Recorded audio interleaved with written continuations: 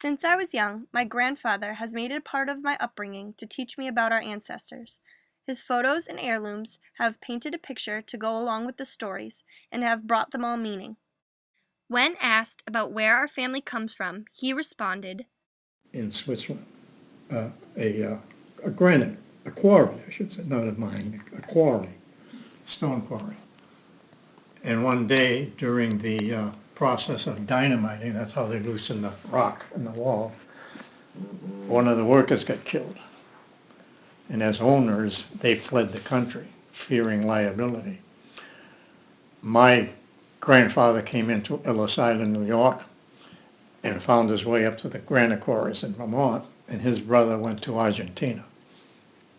And then I don't think they ever saw them after that. I know they wrote letters, but they never saw each other after that. "What did your grandfather do after he made it to Vermont?" He was back in those days, they chiseled the granite, and he loved it. I mean, he loved his job. Oh, boy, couldn't wait to get back. When you were growing up, what languages were dominant in your household? Yeah, the women in the family, when they get together, they talk French to each other. And my father had to talk his language to his parents, and And what language was that? Swiss Italian. It's, they came from the Italian part of Switzerland. Did your parents raise you speaking these languages? Very little I heard my father talk to his parents in their language. What about your mother's language? Yeah, I always wished my mother had talked to us in French, so to the extent we'd learn it, but she didn't. Just words here and there. Acre salut. That means like you're at the table and you're sloppy. As a little kid, acre salut, messed up. No, I would have liked to learn French from my mother, but at the time I didn't care. What Italian do you know? The Swiss Italian is different than the regular Italian.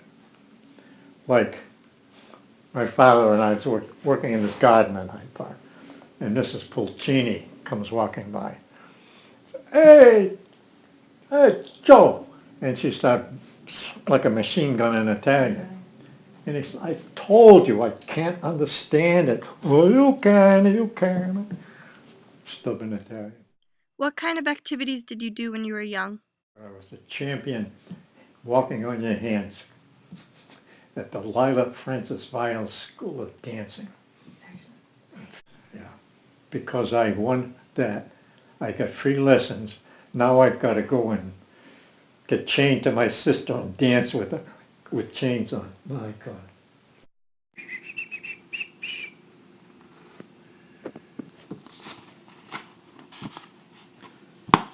I'm dressed like a sailor, Popeye. I'm Popeye the Sailor Man. I am what I am, that's all I am. I'm Popeye the Sailor Man. That was part of my act. And then I'd start tap dancing. But my parents put me through, and I never enjoyed a moment of it. There's some pretty girls here, but I never knew them. Sailor suits was a rage, huh? This girl next to me with a sailor suit. Then off the end here, there's a sailor suit. What are some of your fondest memories? I don't know, but my father started it. Margie was with us. Ronald Bartlett from New Hampshire. Margie played the trick on because my father put her onto this. We went up to see Ronald, and they lived in a chicken coop, which was made over into a little house. And we pulled into the yard, and someone got the idea for Margie to knock on the door. Now he had a little pea cracker of a wife, little blonde Vermont farm girl, and he married her. And they were living in the coop there. And Margie knocked on the door, and she went through this act Oh, Ronnie, I haven't seen you in a long time. See, he was away a lot of the time, uh, welding on submarines. And I can see Millie, his wife, bristling. And we had to go, and Ronald comes out, and then he sees us in the car, and, oh, I might have known, I might have known. Went in and solved his wife, and no, that's my cousin or something. My grandfather's stories have been a huge part of my life, and I plan to carry out the tradition of passing down our family's heritage so that the knowledge of where we come from is never lost.